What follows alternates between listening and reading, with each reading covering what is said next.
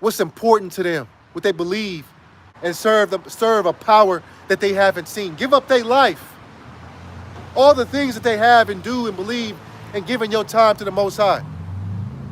I don't have free time no more. Shalom. It's the priest of YAHAWAH back at you with another lesson. And I pray this lesson is edifying to the lambs, the sheep of YAHAWAH BAHASHAM, YAHAWASHI BAHASHAM, RAWCHAA QADASH and double honors, to the elders, apostles, and bishops of Great Millstone, and like-minded brothers who's teaching the same doctrine. Shalom to the BAHASHAM Dawadah while the Akwath. And I just wanted to take a break from the madness in the world that we're consistently reporting to you. I mean, so much is going on. You can be overwhelmed sometimes. And we as teachers, of this precious doctrine, have many things in common with the Lord's creations, because we, the Hebrew Israelites, were his first creations, as his first fruits made in the image of the Most High and his Son, and YAHAWASHI as the star, and the HALALYAM as the co-stars, labored to create this world. And we've been awakened out of a deep sleep that the world is still in, working for the Lord nonstop. And the Lord creates animals, insects, right? And their whole purpose in life is to work. Ants build, sea life. They clean the sea, and we spread the gospel, we being the salt of the earth. And the nutrients, of a bee's pollen, it brings flavor to the earth. And I have a personal place of concern for bees for some reason. If they're stuck somewhere, I help it. I've had bees fly up to my screen at my home, and they'll stay there for hours. I find myself nursing it with raw organic honey. And nectar acts as a prebiotic. I'm not a beekeeper. It's just something that I do. But the labor of a bee, the labor of this work, it's a part of the awakening John 2 confirms, right? We were sent by the Father to use the plow and work.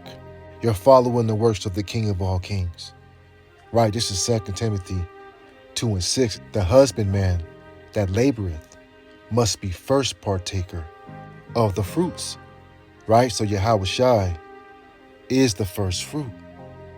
The first spirit created, and the elect was with him in the beginning. And we will be with him in the end, as the book of Revelations, the 14th chapter says. All right, I'll get it. This is Revelation 14:4. It says, "These are they which were not defiled with women, for they are virgins," which means they weren't defiled with false doctrines and the things of this world. "These are they which follow the Lamb, whithersoever he goeth." These were redeemed from among men, being the first fruits unto God, unto the Lamb. The elect redeemed, being the first fruits of the Lamb. And how does a fruit get its flavor? Life that was created with the HALALYAM, right? The application of his creations. It has a considerable correlation with his elect. Even tree saps can be used, for tinctures and fragrances that brothers use. We make oils. It's all from the earth. Sirach 38 tells us the Lord created all this, and he uses his bees, for many of these functions. This is Sirach 38:4. The Lord hath created medicines out of the earth, and he that is wise will not abhor them. Right, so you will not avoid them. You shall use them. He created medicines from the earth, and his bees pollinate many of them. That's one of the jobs and one of the duties, right? In the tabernacle of the elect, the job is to spread and to distribute this word, to forward it, which is a form of, pollination. Reminds me of Ezekiel 37, when the dead were made alive in the spirit as a bee that brings forth the sweet fragrances of a flower. And it just outlines the blueprint of the Lord's design. He is complete control of all things. He controls every little step you take. Man's going all the way of the Lord, so we are programmed to follow him. Just like the Lord's 2/3 are programmed to follow the prince of the air. Esau is programmed to be the wicked. So a bee and the elect have a direct correlation because of the works. A bee is programmed to do the function of why it's born. It doesn't fly off and just do its own thing. It's loyal to the hive, loyal to its queen, and we're loyal to our power, who's the king of kings. You know, there's many kinds of bees. Some even come out of tribes. Did you know that? For example, the stingless bee is from a tribe just like we are from the 12 tribes of Israel. All right, it says the description, social bees found in tropical regions like Central and South America and Australia. Okay, haven't we been scattered into those regions? Israelites in tropical regions, Central America, South America, the Aborigines of Australia. We've been scattered into those different regions.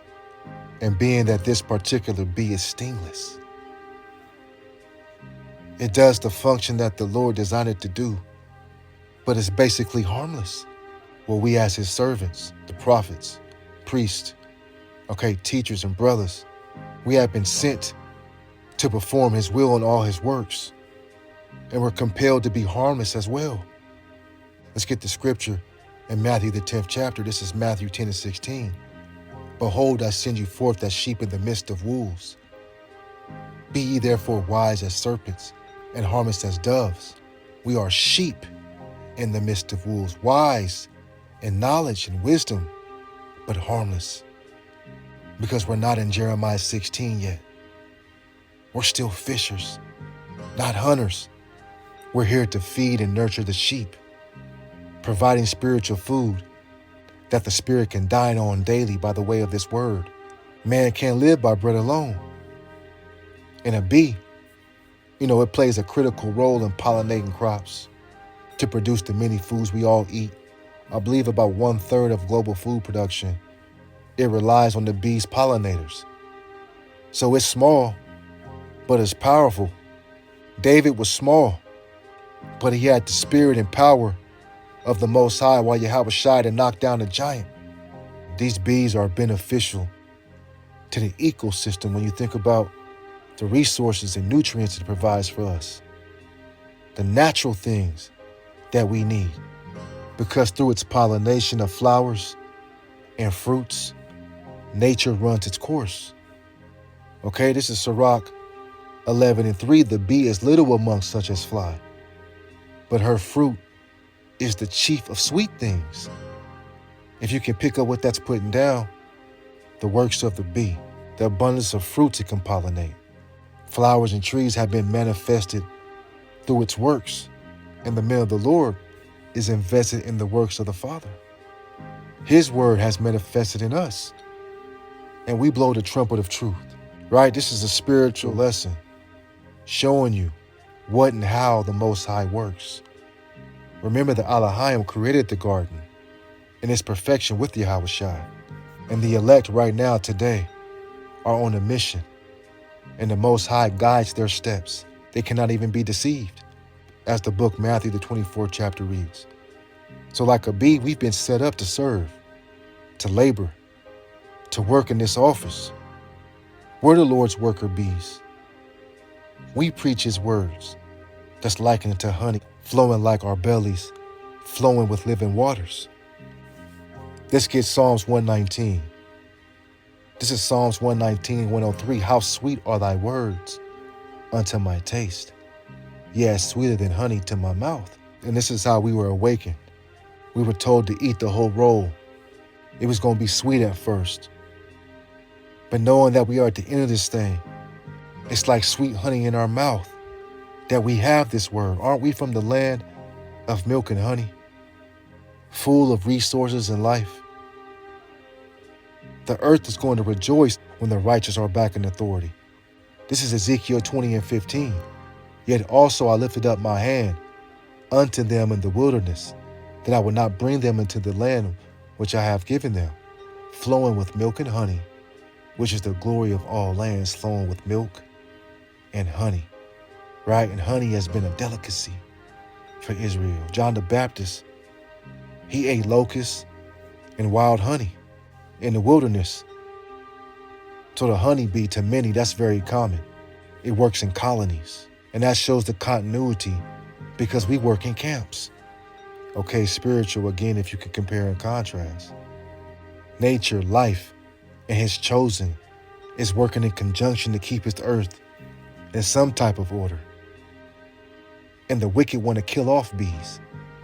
They want artificial, genetically modified foods for us to eat, attempting to make everything micro-engineered, like nano nectar. That's wicked. When the natural use is already perfected. The bumblebees, the honeybees, the worker bees. There's even carpenter bees, just like YAHAWASHI. So as this word awakened us from the congregation from the dead, honey is one of the principal things that we can use in life as a benefit.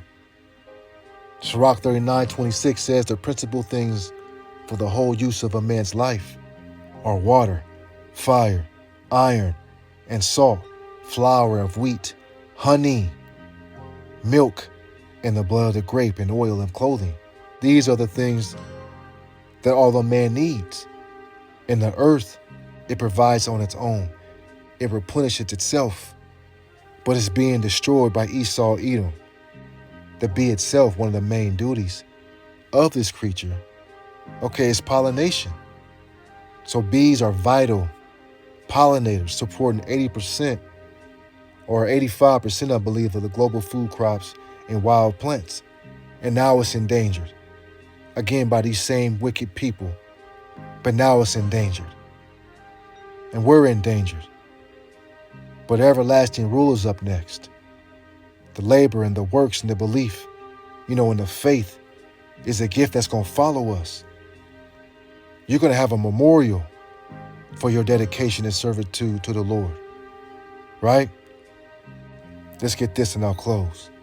This is Sirach 24:20. For my memorial is sweeter than honey, and my inheritance than the honeycomb. Right, the elect and memorial is going to be everlasting. So I pray this lesson was edifying to the elect of Yahawah BAHASHAM YAHAWASHI, BAHASHAM QADASH. This is the priest Azan Ha'amath, Abba Babal Shalom.